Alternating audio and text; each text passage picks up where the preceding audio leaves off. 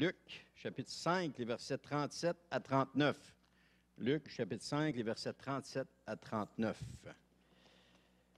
Est-ce que vous m'entendez bien? Oui? OK. Luc. Ah? Ah, pas trop parce que ça fait des pop-up quand on parle. Luc, chapitre 5, les versets 37 à 39. Et ça nous dit,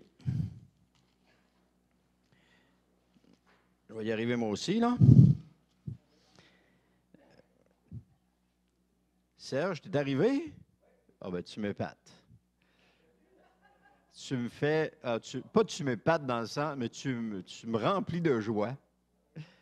Amen. 37 à 39, ça nous dit, « Et personne ne met du vin nouveau dans de vieilles outres. Autrement, le vin nouveau fait rompre les outres, il se répand et les outres sont perdues. Mais s'il faut mettre le vin nouveau dans des outres neuves, et personne, après avoir bu du vin vieux, ne veut du nouveau, car il dit, le vieux est bon. » Seigneur éternel, on te remercie pour le message de ce matin. Je te prie, Seigneur, que tu puisses m'accompagner. Et je te prie aussi, Seigneur, que tu puisses nous aider à comprendre et à saisir. Je prie pour ceux qui vont écouter le message aussi via Internet, qu'ils puissent, Seigneur, en retirer quelque chose, Seigneur, pour eux. Et je te prie vraiment, Seigneur, pour ta présence, la présence de ton Saint-Esprit au milieu de nous ce matin. Et c'est dans le nom de Jésus que je te prie. Amen. Olivier a apporté une parole tout à l'heure. Il ne pouvait pas savoir ce que c'était que le message. Et vous allez voir que ça va en lien avec le message de ce matin. Changement d'huile, vin nouveau, outre nouvelle, vous allez voir. Je commence avec ceci. Nous avons entrepris, il y a de cela quelques années, une réforme au sein de l'Église. On a entrepris cette réforme-là. Ça a commencé en mettant en place le comité pastoral, en séparant l'administratif du spirituel et en mettant le comité pastoral en place. Bien entendu, on s'est laissé guider par le Saint-Esprit dans chacune des étapes et on a prié pour connaître la direction de Dieu. Comme je disais souvent aux membres du comité pastoral, j'ai dit, on écrit une page blanche. Pour nous, c'est quelque chose de nouveau. On s'en va dans une direction, que le Seigneur nous appelle dans cette direction-là. Et quand je lis, aujourd'hui, je lis encore sur le sujet de la réforme apostolique, disons-le, et je m'aperçois que c'est quelque chose que Dieu est en train de préparer pour sa prochaine venue.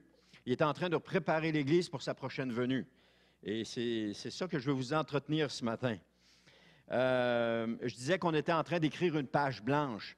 Donc, il y a des fois qu'on a écrit quelque chose, il a fallu arrêter, effacer, puis recommencer. Parce qu'on n'écrivait pas ce qui devait être écrit et on ne faisait pas ce qui devait être fait. Plusieurs se sont peut-être dit, oui, mais on fait une réforme, mais on ne voit rien. Effectivement, le travail qui s'est fait, si vous regardiez à l'horizon, vous ne pouvez pas voir parce que le travail qui s'est fait dans le sous-sol, dans la terre. On a creusé, on est allé trouver le roc pour mettre les fondations. Et aujourd'hui, je peux vous dire que les fondations sont là et que nous allons commencer à construire. Pas un nouveau bâtiment, inquiétez-vous pas. Pas des choses qui vont sortir de l'ordinaire, qui vont vous faire peur, qui vont vous rendre insécure, mais nous allons construire selon ce que le Saint-Esprit va nous demander de construire. Et nous allons mettre les matériaux que le Seigneur va nous demander de mettre. Et on va s'efforcer d'aller dans la direction de Dieu avec cela. Alors, j'ai fait une introduction, mais on va aller dans le message et vous allez mieux comprendre. Mais ne soyez pas inquiets, ne soyez pas insécures. On ne vient pas ébranler les choses pour faire peur à tout le monde, mais chacune des étapes va être expliquée, va être montrée. Et moi-même, je ne connais pas toutes les étapes, mais au fur et à mesure que le Seigneur va nous les révéler, je vais pouvoir vous les donner, ces étapes-là. Et vous allez voir que c'est vraiment par l'onction de l'Esprit de Dieu que chacune des choses vont prendre place et qui vont être pour le plus grand bien de la communauté. Anne parlait tout à l'heure de gens qui sont absents à cause de maladies. Ça a été comme ça depuis le début de l'hiver. Depuis le début de l'hiver, on a vu, il y en a qui ne sont pas là, ils sont malades, ils ont ci, ils ont ça. Ça a été comme ça depuis le début de l'hiver. Et même moi, j'ai goûté, même mon épouse y a goûté, mais et d'autres que je connais aussi y ont goûté. Alors, ça a été un hiver qui a été plutôt difficile. Mais Dieu m'a toujours parlé de la même sorte. Laisse-moi agir. Laisse-moi faire. Dis rien. Parle pas, laisse-moi faire. Et encore tantôt, je feuilletais pour trouver le passage que je voulais vous apporter et je suis encore tombé là-dessus où Dieu disait, ne dis rien. Amen. Je ne suis pas en train de dire de quoi, là. Je suis juste en train de vous expliquer la situation. Parce que si je disais de quoi, ça ne serait pas ce que Dieu veut. Mais bref, alors je ferme la parenthèse là-dessus. Alors, nous savions, je dis nous, je parle du comité pastoral, nous savions que c'était ce que Dieu voulait pour notre Église, cette percée-là, cette avancée-là. Mais comment est-ce qu'on allait le mettre en place? Ça, c'était la question qu'on se posait, qu'on s'est posée. Comment on va le mettre en place? Comment on va faire les choses? Et aujourd'hui, je peux vous dire que la vision commence à devenir de plus en plus claire. Elle commence à s'éclaircir. Et elle commence à être tangible. Vous allez voir les choses prendre place. Alors, c'est directement aussi en lien avec notre thème, la personne d'abord. L'Église, c'est une affaire de personnes. C'est une affaire de gens. C'est vous et moi. L'Église, c'est vous et moi. L'Église, ce n'est pas un bâtiment. L'Église, c'est des personnes remplies du Saint-Esprit. C'est des personnes qui manifestent les dons spirituels. C'est des personnes qui aiment le Seigneur de tout leur cœur. Ce sont des personnes qui sont prêtes à tout donner pour leur Sauveur. Ce sont des personnes qui sont prêtes à mourir pour leur Seigneur. C'est le modèle de l'Église des Actes des Apôtres. C'est ce modèle-là. Le modèle d'Église, où est-ce que c'est le Saint-Esprit qui envoie? Où est-ce que c'est le Saint-Esprit qui retient? Où est-ce que c'est le Saint-Esprit qui parle?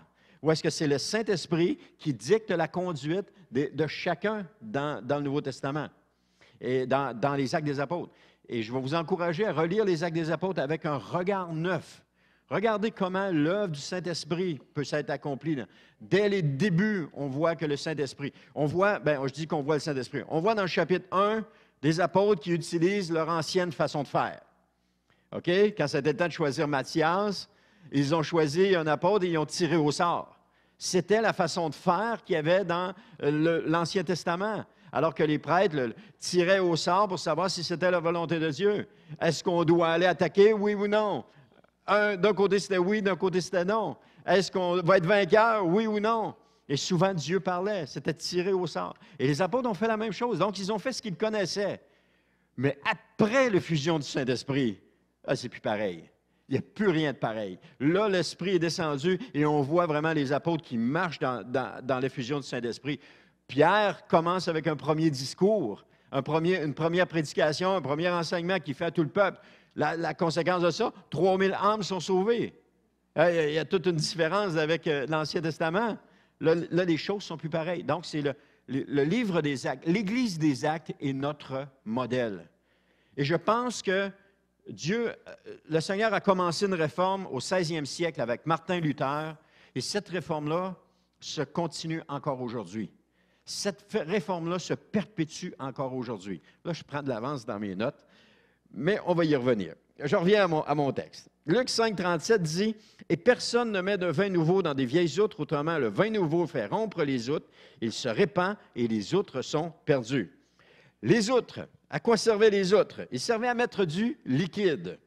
On voit pas besoin de tourner, je vais vous le lire, on voit dans Habacuc 2,15 qui dit « Malheur à celui qui fait boire son prochain, à toi qui verses ton outre et qui l'enivre. » Donc, dans les outres, on mettait du vin. D'ailleurs, Jésus en parle. Mais on mettait aussi de l'eau. C'est Genèse 21, 14, où Abraham se leva de bon matin, il prit du pain et une outre d'eau qu'il donna à Agar et plaça sur son épaule. Elle n'est pas partie avec une grosse cruche sur l'épaule comme ça, puis le petit dans la main pour s'en aller.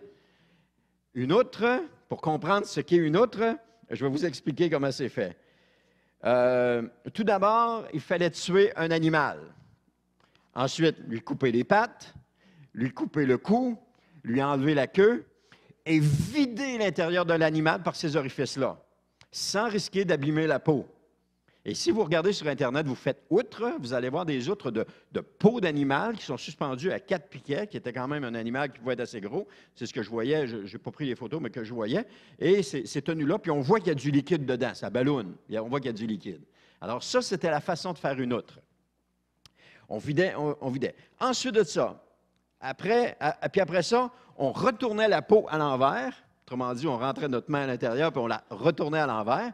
pour la laisser sécher pendant 3 mois au soleil. Ça enlevait tous les résidus de chair et tout ce qui pouvait contaminer le liquide qu'on allait mettre dedans. Donc, ça la rendait comme, à quelque part, stérile. Après cette étape, on l'immergeait dans la peau dans l'eau et pendant plusieurs semaines, dans le but de l'assoupir. Puis, on la graissait avec de l'huile pour éviter les fuites et contenir le vin nouveau. Une outre neuve était utilisée parce qu'elle était plus flexible qu'une vieille outre.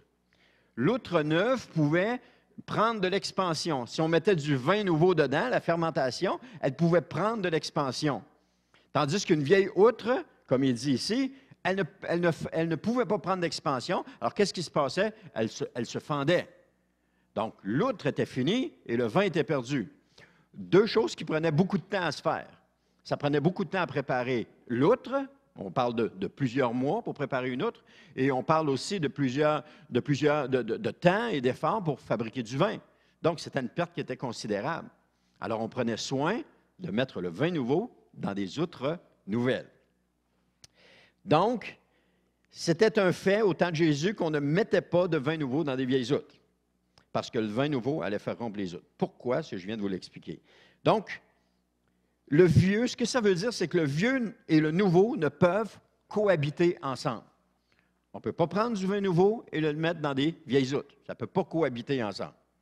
Luc 5, 38 nous dit, « Mais il faut mettre le vin nouveau dans des outres neuves. » Et ce n'est pas possible de mettre du vin nouveau dans des vieilles outres. OK? Et là, Jésus, ici, parlait de son ministère.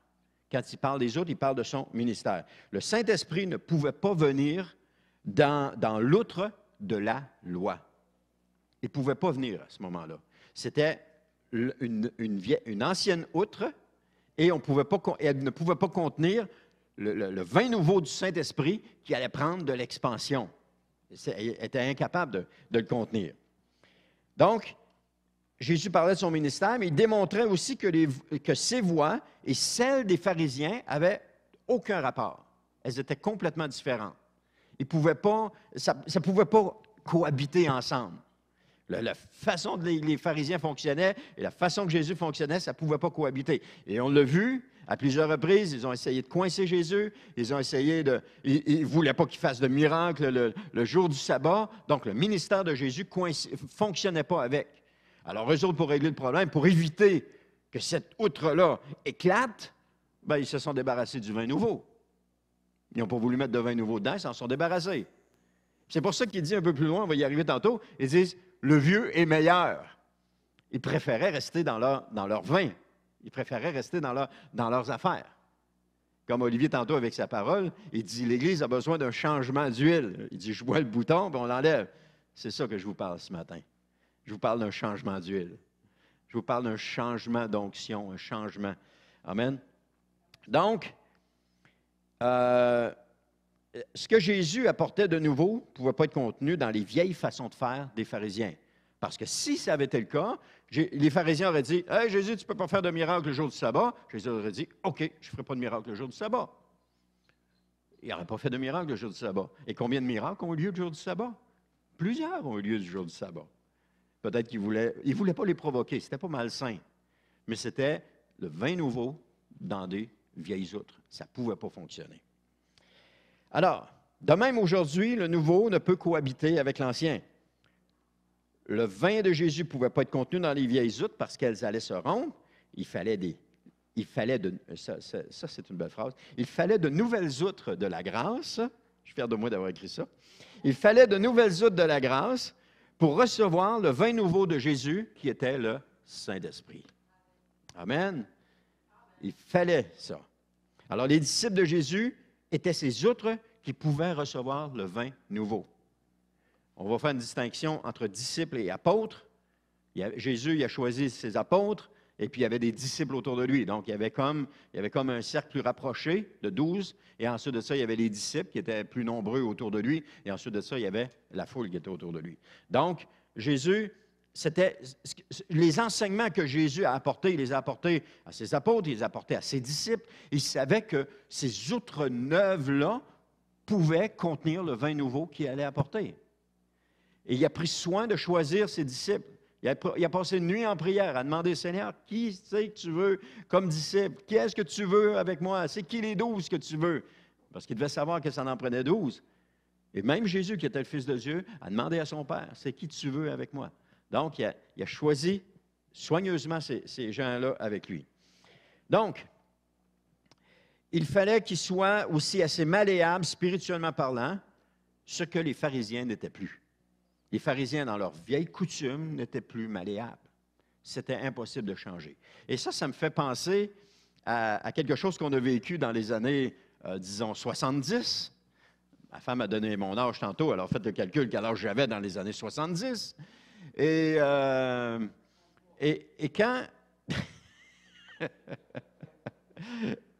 et quand, dans l'Église catholique, à l'époque, on fréquentait l'Église catholique, ils ont voulu rentrer la guitare puis la batterie. Oh! Du vin nouveau dans de vieilles outres. Ah non! On préférait l'orgue. C'était encore meilleur. Mais l'orgue est meilleur. Le vieux est meilleur. Ils préféraient l'orgue. Hey, ça a fait ce que ça a fait. On sait ce que c'est aujourd'hui, les orgues. On l'entend presque plus, sauf occasionnellement. Mais c'était du vin nouveau qu'ils essayaient d'amener. Mais ça ne pouvait pas rentrer dans des vieilles outres. C'était impossible. Ça ne rentre pas, parce que ça allait faire éclater l'outre. Et qu'est-ce que ça a fait? Il y a des églises qui l'ont fait. Qu'est-ce que ça a fait? Oh, ça a fait un tollé. Ça ne marchait pas, et ça n'a pas resté longtemps. Mais, gloire à Dieu. L'autre chose aussi, nos vieilles chaussures, on les aime. Je voulais amener une vieille paire de chaussures que j'ai, puis c'est vrai qu'on les aime, nos vieilles chaussures. Ils sont confortables, ils sont tout assoupis, ils ne nous font plus mal aux pieds, on est bien dedans, on les met, puis c'est comme, ils ont toute la forme de notre pied, là, puis qu'on est bien dedans. Un autre va les mettre, va dire, là, ça n'a pas de bon sens, il n'aimera pas ça. Mais on est bien dans nos vieilles chaussures. Elles sont confortables, moulées à la forme de notre pied, et cela a pris du temps à les mouler. On a pris du temps, on les a usées. Et quel chemin qu'on a parcouru avec nos vieilles chaussures. On est allé partout avec, on s'en souvient où est-ce qu'on est allé. On a commencé, au début, il était neuf, il était propre, il faisait mal aux pieds. On a commencé par aller au mariage, commencé à aller là avec eux autres. Je parle de ces chaussures-là. Commencé à aller au mariage, puis là, le soir, on est tous serrés dedans, puis on a-tu hâte de les enlever, puis là, on sourit, mais si on a mal aux pieds. Mais ensuite de ça, là, tranquillement, on a commencé à les remettre, puis on a commencé... Il y en a un qui regarde mes chaussures, là. Tu veux les voir? C'est celle-là. Alors, les chaussures commencent à se former, on commence à être bien. Mais on a toujours avoir le souvenir de comment on était bien dans nos anciens souliers. Mais l'usure et le temps a fait son œuvre. La paire que j'ai à la maison, l'usure et le temps ont fait son œuvre. Mais j'aime encore les mettre. Puis je ne me résigne pas à les mettre pour peinturer. Parce que je les aime trop. J'en ai mis d'autres là, pour peinturer. J'ai dit, je vais prendre ceux-là. Mais les autres, je les aime trop. Je ne veux pas les mettre pour peinturer. Donc, l'usure a fait son temps. Et changer de chaussures, c'est comme sortir de notre zone de confort. On dit, OK, on va s'acheter un habit pour les noces, et puis on va s'acheter des nouvelles chaussures. Oh non, pas des nouvelles chaussures. On sent qu'on va avoir mal encore quelque temps. Mais c'est normal. Au début, c'est inconfortable. Mais après un certain temps, on commence à être bien dedans. On commence à être bien dans nos chaussures. Pourtant, nos vieilles chaussures, il aura fallu du temps pour les modeler et apprendre à les aimer. Le vieux semble meilleur. C'est dans Luc 5,39 qui dit « Et personne, après avoir bu du vin vieux, ne veut du nouveau, car il dit « Le vieux est bon. » Nos vieux systèmes, nos vieilles façons de faire semblent meilleures. Ce sont nos vieilles chaussures que nous aimons tant, qui pourtant sont trouées et ne sont plus adéquats pour quoi que ce soit. Ce sont nos vieilles chaussures. Mais nous les aimons. Il faudrait se résigner un jour à s'en acheter une nouvelle paire, mais maintenant, nous devons passer cette étape et aller vers le nouveau. Regardez les nouvelles chaussures puis commencer à aller dedans. Le Saint-Esprit, le Seigneur nous présente des nouvelles chaussures maintenant. Il nous présente ces nouvelles chaussures-là et il veut qu'on entre dedans. Il veut qu'on mette les pieds dedans et qu'on commence à marcher dans ces nouvelles chaussures-là. Les pharisiens refusaient d'essayer la nouvelle voie que Jésus leur présentait. Ils n'en voulaient pas. Ils se refusaient complètement à cela. Tu n'as pas le droit de faire de miracle le jour du sabbat. Même après, quand Pierre et Jean ont guéri le boiteux, non, oui, c'est ça. Il s'est présenté, il a été forcé de se présenter devant les prêtres puis de justifier pourquoi il était guéri. Tout le monde le connaissait, tout le monde l'avait vu, il est obligé de forcer. Ils ont forcé ses parents. Ses parents ont dit, non, non, nous autres, on sait juste qu'il est né comme ça, on ne sait rien d'autre. Ils voulaient absolument savoir le vin nouveau dans de vieilles outres. Mais ils présumaient que leur ancienne voie était meilleure, comme celle de nos vieilles chaussures. On pense que ce sont les meilleures. On se dit, il ne s'en fera plus de pareil. Je ne pourrais pas retrouver une paire de chaussures où est-ce que je vais être aussi bien que j'ai été bien dedans depuis des années. Pourtant, si, vous allez en retrouver une. Vous allez aller au magasin, vous allez mettre le pied dans une, vous allez dire, ah, je suis confortable dedans. Vous allez en retrouver une paire. C'est officiel. Parce qu'il y en a toujours une paire qui est confortable. Donc, les scribes et les pharisiens considéraient les enseignements de Jésus comme du vin nouveau et ils n'en voulaient pas. Ils considéraient que leur vieux vin était meilleur que le nouveau que Jésus apportait. Pourtant, le nouveau que Jésus apportait, c'était la présence permanente, ça c'est important de le dire, la présence permanente du Saint-Esprit en nous. Parce que dans l'Ancien Testament, le Saint-Esprit descendait sur des gens, mais c'était de façon sporadique, c'est le bon mot? Sporadique, temporaire. Il descendait sur les gens, la personne prophétisait, et ensuite de ça, le Saint-Esprit se retirait. Même sur les prophètes, même sur les autres. C'était comme ça. Aujourd'hui, le Saint-Esprit vit en nous de façon permanente. Lorsqu'on est né de nouveau, le Saint-Esprit est entré en nous, il est venu de façon permanente. Ensuite de ça vient une deuxième expérience, qui est celle de la puissance du Saint-Esprit et qui se reçoit par l'imposition des mains ou qui se reçoit parce qu'on le demande au Seigneur. Mais le Saint-Esprit vit en nous, donc il est là en permanence. Ça, c'est le vin nouveau que Jésus a apporté. Et ça ne pouvait pas entrer dans les vieilles outres.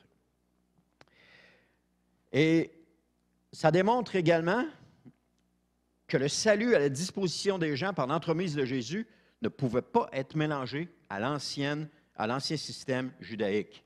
Et on le voit tout le long dans les écrits de Paul, dans les lettres de Paul, les épîtres de Paul, que ça ne pouvait pas marcher parce que ceux qui judaïsaient, les Juifs qui judaïsaient, voulaient absolument que les nouveaux croyants soient circoncis. Et Paul disait non, ce n'est pas nécessaire. Ce qui compte, ce n'est pas la circoncision de la chair, c'est la circoncision du cœur. Ça, c'était le vin nouveau qu'on devait mettre dans des nouvelles outres. Mais les autres étaient dans leur ancien, et puis non, il faut qu'ils soient circoncis. Ça a amené un débat. Ça a amené un débat, et à un moment donné, ils ont tranché. Le Saint-Esprit les a sûrement inspirés. Ils ont tranché, ils ont dit non, ce n'est pas nécessaire. Parce qu'on ne vit plus sous la loi, on vit sous la grâce. Sous la grâce, pardon. Donc, dans l'Église, on préfère garder nos anciennes façons de faire plutôt que de regarder vers l'avant à ce que Jésus veut faire. Je vais vous confier quelque chose. Ce n'est pas évident. Parce que il y en a qui vont être contents de l'entendre, il y a du pharisien en moi. Ah, non, c'est pas vrai. D'autres qui disent, on le savait qu'il y en avait, on le savait, ils viennent nous le dire. Oh, on était sûr. Effectivement, il y a du... Puis je pense qu'il y en a dans chaque personne, il y en a. C'est qu'on s'attache aux choses qu'on fait et puis on ne veut plus s'en détacher. Le vieux est meilleur. On s'attache à ça puis on ne veut plus s'en détacher. Et c'était ça. Et là, quand on me proposait, bien là, on pourrait faire ceci, on pourrait faire cela, là, j'aurais une parole à dire, j'aurais ci à dire, je voudrais faire ceci, je voudrais faire cela. Là, je venais tout croche. Je disais, non, non, c'est louange, annonce, prédication, on ne sort pas de ça. OK, vous pouvez apporter des paroles pendant la louange, mais pas pendant la prédication. Vous pouvez écoute, c'est carrément pharisien, là. Faites des miracles autrement que le dimanche. Hein? Vous pouvez prier pour les gens, mais pas pendant les annonces, ça ne se fait pas. On ne prie pas pour les gens pendant les annonces. Je venais tout croche. Je suis honnête avec vous, là. Parce que j'ai été élevé dans une culture d'église comme ça. Toute ma vie, c'est ce qu'on m'a enseigné dans la culture d'église. Toute ma vie, ce n'est pas un reproche pour ça, c'était la façon de faire les choses. Et j'ai grandi là-dedans. Et ça s'est enraciné en moi, et puis ça me tenait fermement. Aujourd'hui, il y a beaucoup plus d'ouverture.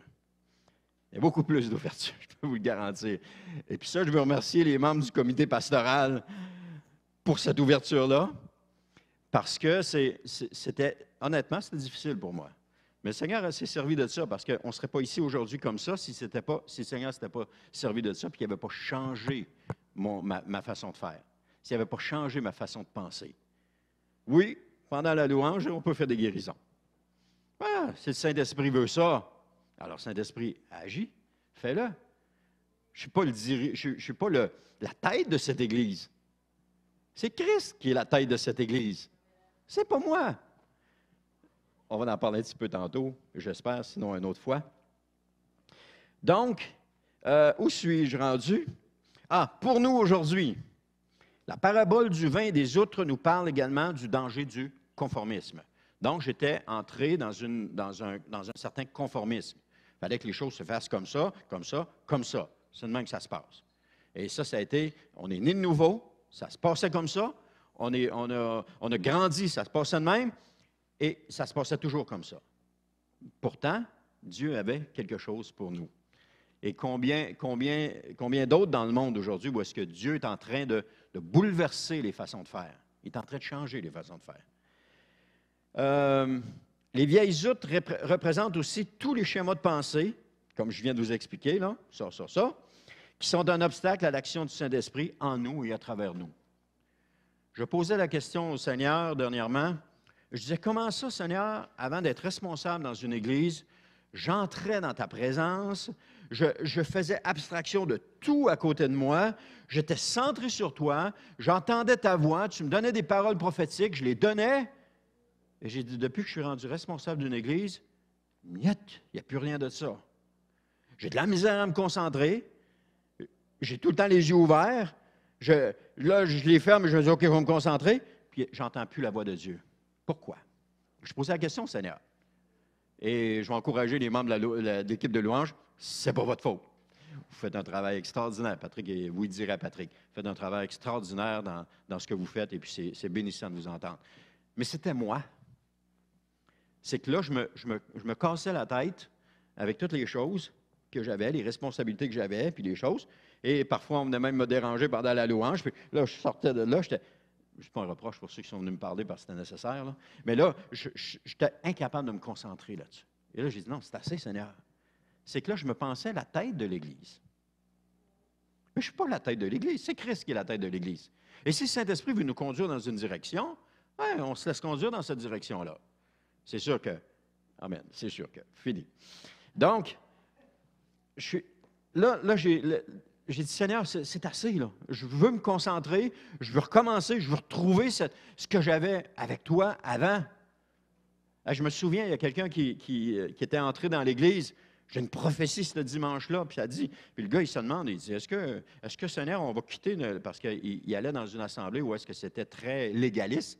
Et puis là, il se posait la question, puis là, il venait faire un tour à notre Église. Et Seigneur, ça sert de moi, puis ça, je ne le sais pas, je ne le connais même pas. Seigneur, ça sert de moi pour donner une prophétie, pour lui dire, non, sors d'où est-ce que tu es. Puis pas, il dit, viens-t'en chez nous, mais sors d'où est-ce que tu es. Je te le dis, c'est moi qui te le dis, sors d'où est-ce que tu es. Moi, je ne me souviens même pas de cette prophétie-là. Mais lui, lui et elle, ça a été marquant pour eux autres. Ensuite de ça, ils sont venus à l'Église. Et semaine après semaine, j'avais des paroles. Je ne savais pas que c'était pour eux, je ne les connaissais même pas. Écoute, on était 200 peut-être dans l'Église à ce moment-là. Ils étaient nouveaux, on voyait des nouveaux, mais j'avais des paroles. Bang, bang, bang, j'y parlais à tous les semaines. Là, à un moment donné, c'est lui qui me racontait ça par après. Il dit, en tout cas, il dit, tu nous as vraiment parlé quand on est arrivé ici. Gloire à Dieu, parce que je ne le savais pas. Donc, j'étais là. Et ça, c'est pas normal que je ne sois plus là. C'est pas normal. C'est parce que j'étais trop préoccupé à cause de ma responsabilité. Et cette responsabilité-là, elle incombe à Christ. J'ai juste à me laisser aller, à m'abandonner dans cette-là. Donc, les vieilles outres représentent tous les schémas de pensée qui sont un obstacle, je vous l'ai dit tantôt, à l'action du Saint-Esprit en nous et à travers nous. Toutes les barrières qu'on se met. Non, on ne peut pas faire ça. Non, pas comme ça. Non, il faut que ça se fasse de même. Ah, si c'est de même, ça ne marche pas. L'été passé, on est sorti un dimanche matin, évangéliser dans la rue. Ouh! C'est pas normal. Ça ne marche pas. C'est une façon de penser. Ça doit toujours se passer pareil le dimanche matin. Mais où est-ce que c'est écrit que ça doit toujours se passer pareil?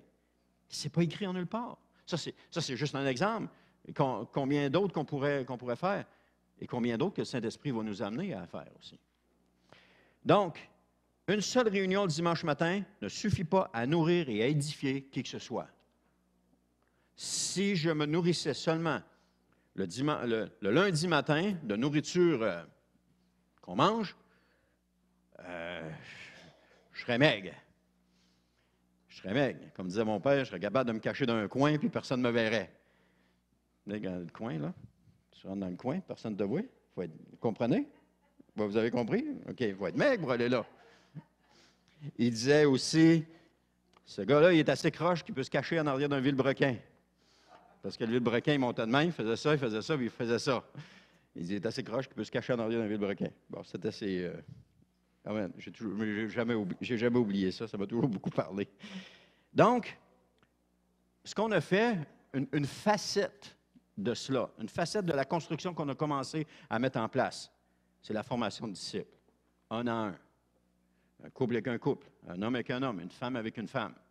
Je vous ai présenté le schéma il y a 2 semaines de la vision de l'Église. Ouais, c'est vers où on s'en allait. Qu'est-ce qu'on souhaitait faire? Mon rêve à moi, c'est d'avoir des églises partout autour du lac Saint-Jean. Je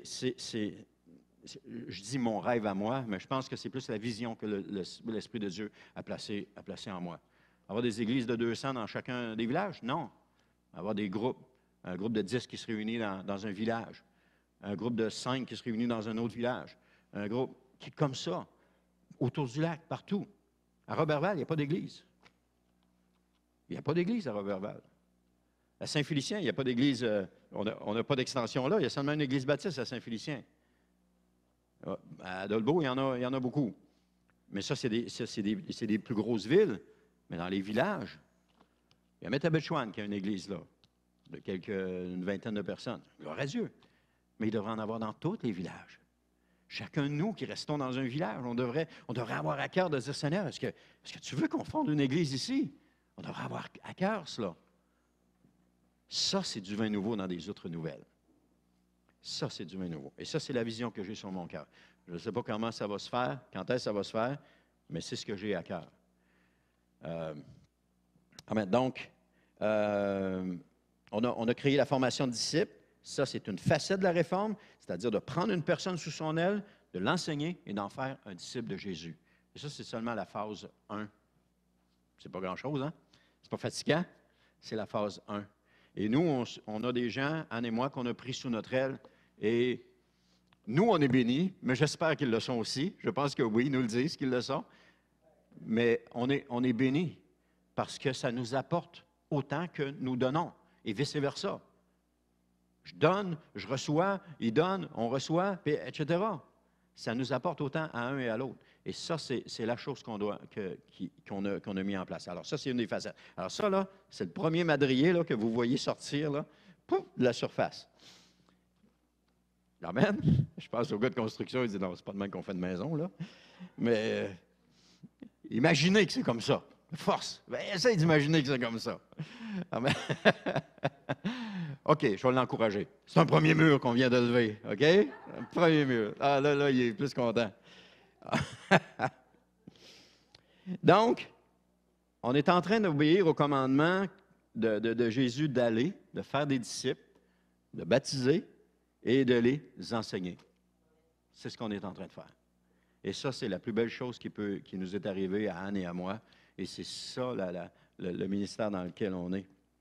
Donc, avec la fermentation du vin, je vous ai dit tantôt qu'une vieille outre finira en effet par rompre, car celle-ci est trop rigide, elle a perdu sa flexibilité. Commencez à comprendre que le principe des églises actuelles est une vieille outre qui est inflexible. Louange, annonce, prédication. C'est inflexible. Puis le dimanche matin. Alors, ça ne bouge plus. Donc, on est dans une outre qui est inflexible. Et c'est ça que le Seigneur veut amener comme transformation. Si l'Église, c'est les gens, l'Église, ça peut être n'importe quand. On a des gens ici qui prennent la communion chez eux, qui s'assoient ensemble, qui prennent le pain et le vin ou le jus et qui se souviennent, qui se remémorent la mort et la mort de Christ. son sang versé et son corps brisé. Ils le font chez eux. Est-ce qu'on est obligé d'attendre à l'Église pour le faire? Ou est-ce que c'est écrit qu'on doit le faire là seulement? C'est pas écrit. Il y a plein de choses qu'on fait qui ne sont pas écrites, mais qui sont des habitudes, qui sont entrées. Là, je ne me ferai peut-être pas des amis, mais qu'il y en a qui m'entendent. Mais il y a plein de choses qui sont entrées dans nos mœurs et qui, là nous... non, on ne peut plus bouger, là. C'est trop difficile, là. Ça risque de craquer de partout. On n'a pas besoin de nouvelles outres tant qu'on n'a pas de vin nouveau. Le plus important, c'est d'être renouvelé dans notre compréhension de la Seigneurie de Jésus et de notre rôle de serviteur. Être renouvelé dans cette compréhension-là, renouvelé dans nos pensées. On n'a pas changé de religion. On n'a pas troqué un dimanche matin à l'Église catholique pour un dimanche matin dans une Église chrétienne. On n'a pas changé ça comme ça. On a quitté une religion pour entrer dans une relation. On a maintenant une relation avec le Seigneur Jésus. Et vous n'avez aucune idée de ce que Dieu est capable de faire. En 1927, je pense que c'est 27, en tout cas, à Azusa Street, à Los Angeles, Dieu a pris un pasteur noir, méprisé de tous les Blancs, dans une église noire, dans un quartier noir, et c'est là qu'il a fait descendre son Saint-Esprit. Chez ceux qui étaient méprisés, chez ceux qui étaient là. Et ça a duré, ce réveil-là a duré pendant 5 ans, où des milliers de personnes sont venues à travers le monde recevoir le baptême du Saint-Esprit là et ramener ça chez eux. C'est venu de l'Angleterre, de la France, de partout. Et on est au début du siècle 1900. Et là, les moyens de transport ne sont pas ceux qu'on a aujourd'hui. Quand on partait de l'Europe pour s'en aller jusqu'à Vancouver, c'était certainement quelques mois de voyage. Et ils venaient, imposaient les mains, recevaient le baptême du Saint-Esprit, ils repartaient, et l'effusion du Saint-Esprit s'est manifestée comme ça. C'était du vin nouveau dans des outres nouvelles. Il y a des outres qui n'ont pas voulu accepter ce vin-là, qui ne l'ont pas accepté. Mais ceux qui l'ont accepté ont connu une effervescence. Et là, je ne parle pas de réveil sentimental où est-ce qu'on excite juste les sentiments et puis qu'on est dans nos sentiments. Je parle d'un réveil qui est vraiment en profondeur. Je vais vous le dire tantôt, vous allez voir. Donc, c'est seulement à partir de là que le vin nouveau donne des caractéristiques aux outres neuves, des caractéristiques aux outres neuves. Donc, l'Église du Christ a besoin aujourd'hui d'une, attention, réforme. Je vous dis le mot, là. On est loin de l'Église primitive. Quand Paul parle des églises dans les maisons, quand on voit des choses extraordinaires qui se passent, qui devraient être notre quotidien, mais qui ne l'est pas, qui ne l'est plus, ou qui ne l'a jamais été, parce que notre modèle d'Église ne ressemble plus à celui des Actes. Lisez, je vous le répète encore, lisez le livre des Actes avec un regard nouveau. Essayez de voir qu'est-ce qui se passe dans le livre des Actes. Vous allez voir des choses extraordinaires, comme par exemple, on voit dans le livre des Actes des dons ministères en action. À Antioche, il y avait des prophètes et des docteurs qui ont imposé les mains à Paul et à Barnabas et qui les ont envoyés, évangéliser. C'était l'Église qui envoie.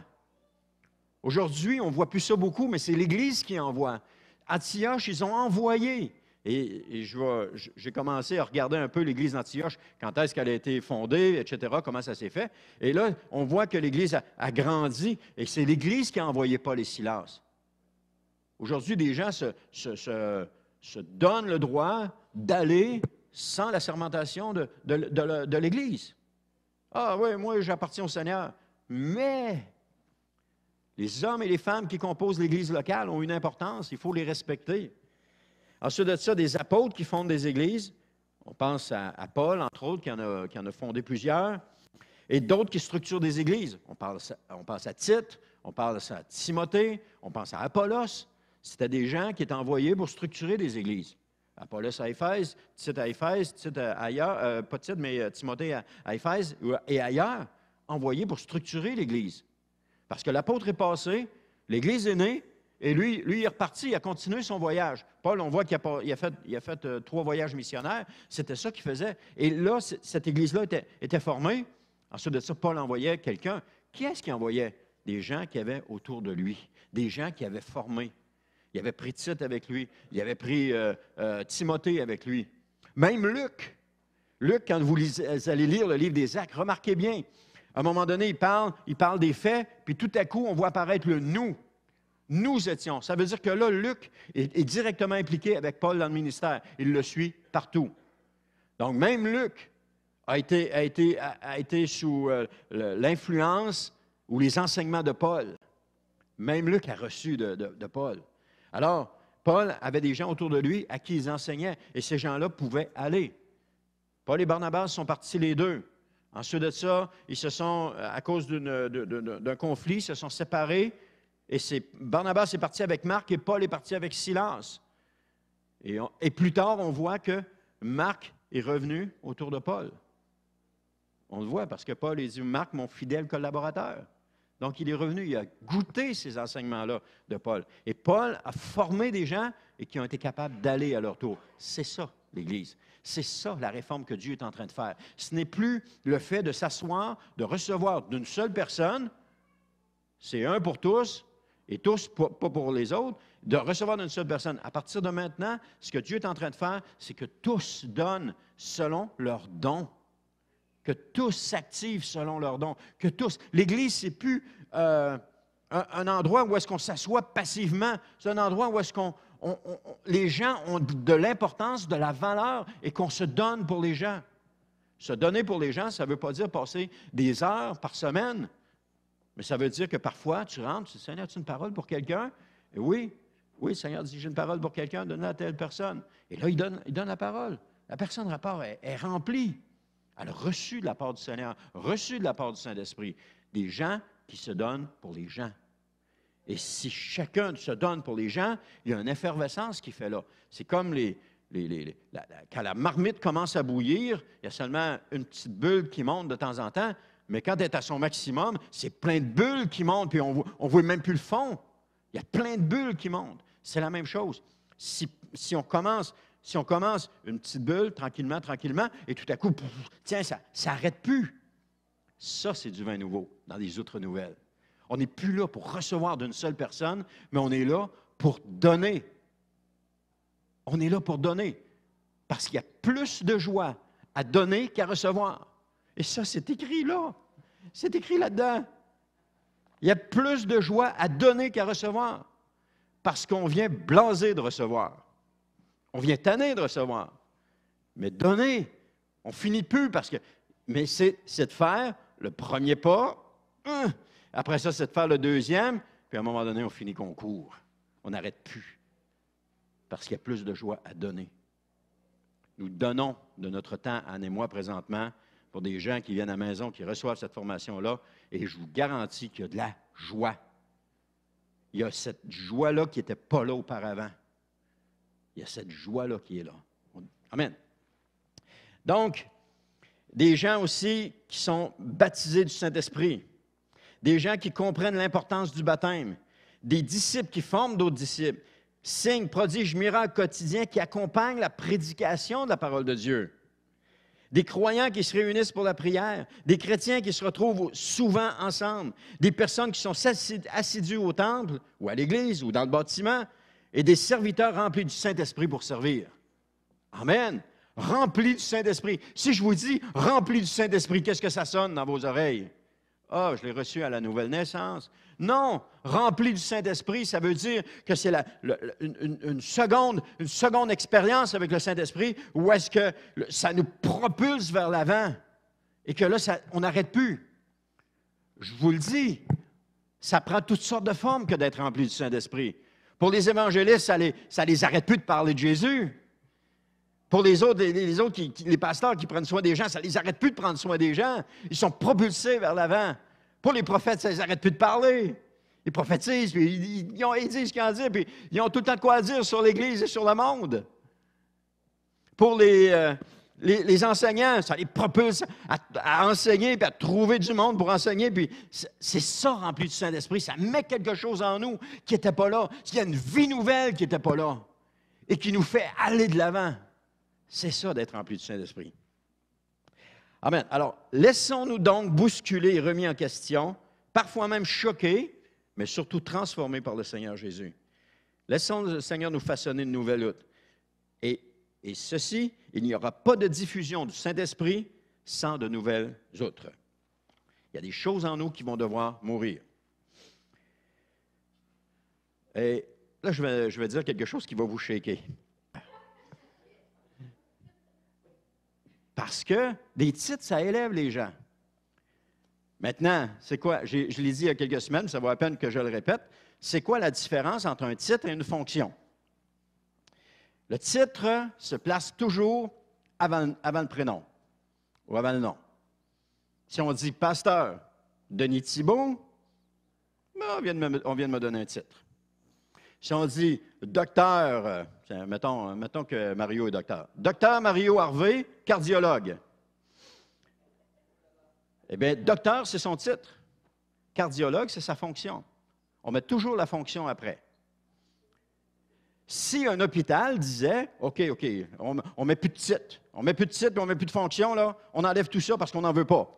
OK? Et là, ils mettent tous les noms sur la liste.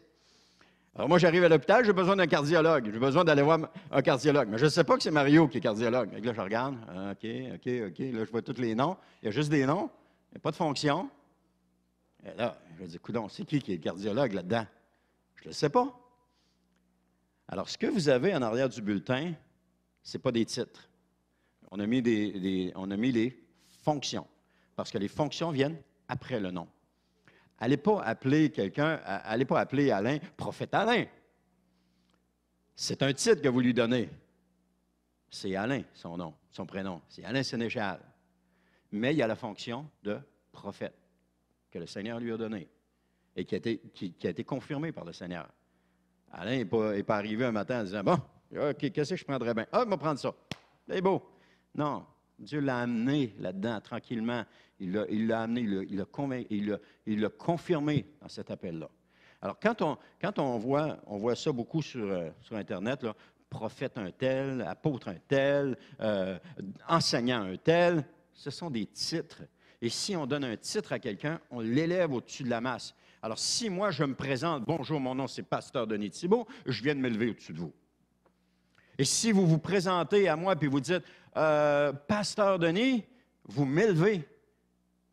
Et je n'ai pas à être élevé. On a une fonction, on a tous une fonction dans l'Église et elle est différente. Il n'y a pas de hiérarchie pyramidale. C'est-à-dire qu'il y a une hiérarchie, mais elle est comme plate. Donc, chacun de nous, on a tous une fonction. Le seul qui est en haut, c'est Christ, qui est la tête de l'Église. C'est lui qui est en haut. Nous, on est tout le temps. Mais en même temps, c'était pernicieux un petit peu, parce qu'ils nous ont présenté des photos des responsables d'Église, et on voyait l'homme, on voyait la femme, mais c'était juste écrit « Pasteur un tel ». On n'a jamais vu le nom de la femme. Elle est là, une potiche peut-être, mais ça m'a interpellé. J'ai dit, mais voyons donc. Elle est dans l'œuvre avec lui, ils prennent la peine de la mettre sur la photo avec lui, et c'est juste lui qu'on parle, puis on lui donne le nom de pasteur. C'était pasteur. Les titres étaient importants. Dans l'Église de Christ, les titres ne sont pas importants. L'apôtre Paul ne s'est jamais présenté comme étant l'apôtre Paul. C'est nous qui avons donné ce titre-là. Il s'est toujours présenté Paul, apôtre de Jésus-Christ, Paul, appelé à être apôtre, on voit le cheminement, Paul, apôtre, choisi de Dieu.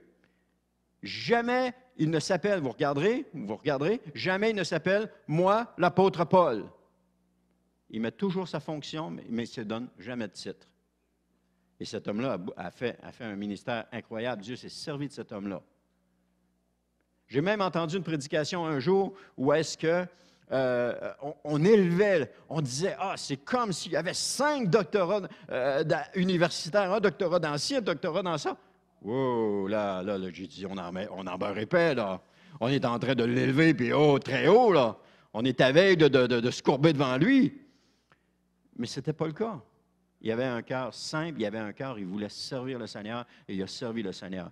Oui, il a grandi au pied de Gamaliel, il a été enseigné par Gamaliel, mais ça ne faisait pas de lui un homme supérieur aux autres. Quand le Seigneur s'est adressé à lui, qu'est-ce qu'il a fait? Il a tombé de cheval. Qu'importe l'homme, quand le Seigneur s'adresse à lui, il courbe à terre. C'est ça. Amen. Donc, on va terminer avec ceci. Une réforme n'est pas un réveil. Une réforme est différente d'un réveil parce qu'un réveil est de courte durée. Tandis qu'une réforme impacte les cœurs et les pensées longtemps. Par exemple, on est allé à une autre église qu'on a visitée à Montréal. Le pasteur s'est présenté en avant et dit, il dit, oui, c'était bon. On a connu un réveil de 5 semaines. OK. Là, j'écoutais, c'était dans son message. Je dis, bien après? Après? Ben, tu restes sur ton élan de souvenir. On a connu un réveil de 5 semaines. Tu es dans ton élan de souvenir de choses qui se sont passées. On était à l'église à tous les soirs, c'était bénissant, on était remplis. Oui, mais après? On était à l'église à tous les soirs, c'était bénissant, on était remplis. Ça n'a rien fait de changement. Ça a été un moment passager d'un réveil. C'est correct, les réveils. Il y en a eu des réveils, mais si vous remarquez, tous les réveils sont de courte durée. Des fois, les réveils sont nécessaires, sont importants, mais ils sont de courte durée. Mais une réforme, si on prend la réforme de Martin Luther au 16e siècle, nous en subissons encore aujourd'hui les effets. C'est une réforme qui a commencé là et qui continue, qui continue encore aujourd'hui. Une réforme dure dans le temps. Un réveil est de courte durée. Mais oui, des fois, on a besoin d'un réveil. Je ne suis pas en train de condamner tous les réveils. Il y a eu des réveils comme à Azusa Street, qui a été un réveil très important pour l'effusion du Saint-Esprit. Un réveil à Jérusalem où 3000 personnes, puis je ne me souviens pas encore 3000 par après, 5000, qui ont connu le Seigneur. Il y a eu un réveil à Jérusalem. Qu'est-ce qui a suivi le réveil? La persécution. Qu'est-ce qu'ils ont fait? Ils se sont dispersés, ils sont partis partout dans le pays.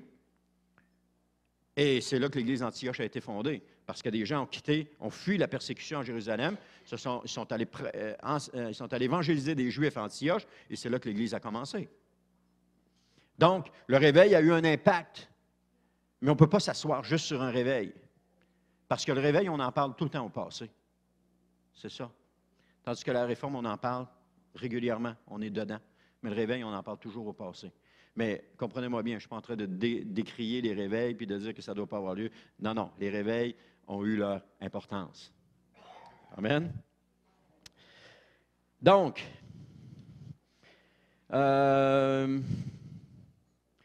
aujourd'hui, on continue la réforme qui a été entamée il y a quelques années.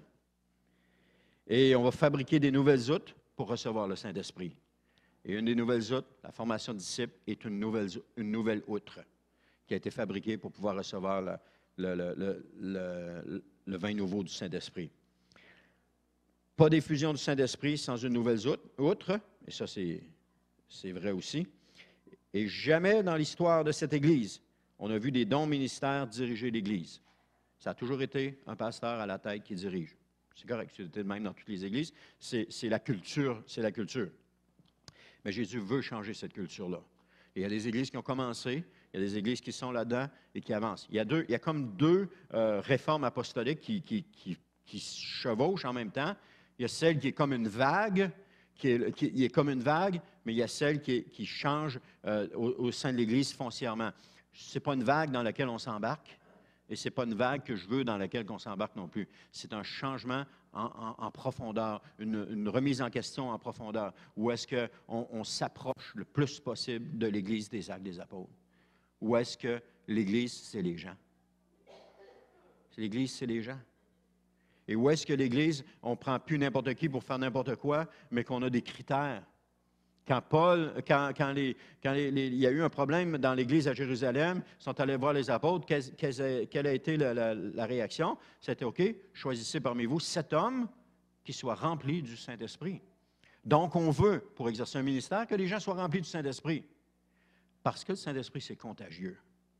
Quelqu'un qui est rempli du Saint-Esprit impose les mains aux autres et l'autre personne le reçoit. Quelqu'un rempli du Saint-Esprit, on dit « Ah, moi, je veux être comme lui. » Rempli du Saint-Esprit. Je veux être comme lui, je veux vraiment goûter ce qu'il goûte. Il est rempli du Saint-Esprit.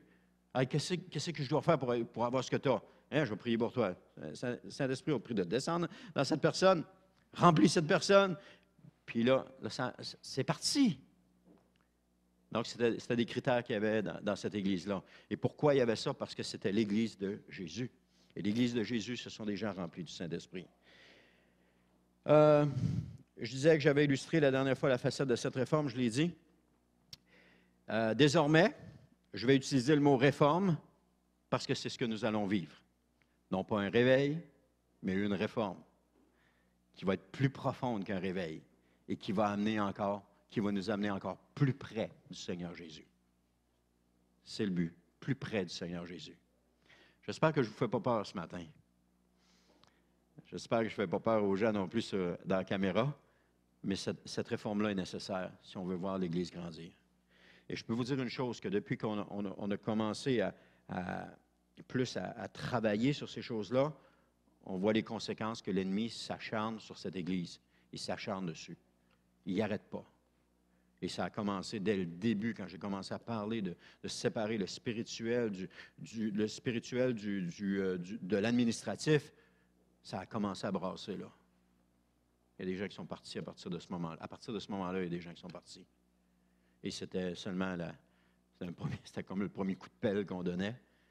Et ça n'a pas fait de l'affaire. Pourtant, le passé nous démontre que tu peux pas gérer le spirituel et l'administratif. Parce que le spirituel se gère selon la parole de Dieu et l'administratif se gère selon des principes administratifs. Et tu ne peux pas mélanger les deux ensemble. Et les gens qui gèrent le spirituel doivent être choisis de Dieu.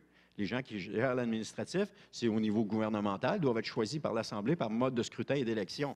Et tu ne peux pas mettre des gens par mode d'élection pour gérer le spirituel. Parce que qu'est-ce qu'on a besoin pour gérer le spirituel? On a besoin des gens qui sont remplis du Saint-Esprit. On a besoin des gens qui ont des dons ministères et qui sont capables de les mettre en application. Des gens capables. Et Paul parle de cela dans la parole. Amen. Donc, revenir à la base, je termine avec ceci, revenir à la base de ce que Jésus voulait pour son Église. Se coller le plus possible à la parole de Dieu, dans un premier temps. Donc, une Église dirigée par les 5 dons ministères. Une Église dont les gens sont baptisés du Saint-Esprit. Une Église où les gens se font baptiser le plus rapidement possible. Une Église qui s'appuie sur la parole de Dieu. Une Église qui prie. Une Église qui aime les gens. Et une Église qui est prête à tout pour son Seigneur. Voilà. Il n'y a pas beaucoup d'amen le matin. Amen. Mais je ne fais pas ça pour avoir des amen. Amen. Gloire à Dieu. On va terminer en prière. Voulez-vous vous lever avec moi? Amen. Seigneur éternel, on te remercie pour ce temps avec toi. Je te remercie, Seigneur, pour l'onction de ton esprit qui est sur nous présentement. Et je te remercie aussi, Seigneur, pour l'œuvre que tu es en train de faire au milieu de nous. Et Seigneur, je te prie vraiment que tu nous communiques, Seigneur, ta pensée, que tu nous communiques, Seigneur, ta vision, que tu viennes nous parler à chacun de nous d'une façon personnelle, alors qu'on s'interroge ou qu'on va s'interroger par rapport à tout ce qui se passe. Viens nous parler, viens nous démontrer, Seigneur, des choses. Seigneur, fais-nous entendre ta voix encore plus fort, encore plus sûre. Et Seigneur éternel, aide-nous à comprendre, aide-nous à saisir. Montre-nous, Seigneur, au-delà de ce qui est enseigné ce matin, qu'est-ce que tu es en train de faire plus haut, Seigneur? Montre-nous cela, Seigneur, afin qu'on puisse se coller à toi pour aller dans la direction que tu veux qu'on aille. Seigneur, je te le demande au nom de Jésus, Père. Je te prie, Seigneur, que tu interviennes et que tu bouleverses, Seigneur, nos habitudes, que tu bouleverses nos pensées. Seigneur, parfois même nous choquer, pourquoi pas? Afin, Seigneur, qu'on puisse devenir de plus en plus conforme à toi. Et Seigneur, désirer ce vin nouveau de ton esprit. Désirer ce vin nouveau. Oui, le vieux est bon, mais le nouveau est encore plus prometteur. Alors, Seigneur, c'est ce que nous désirons. Alors, Père, c'est dans le nom de Jésus que je t'ai prié ce matin. Amen. Amen. Gloire à Dieu. Merci, frères et sœurs. Je vous souhaite une bonne semaine et on se voit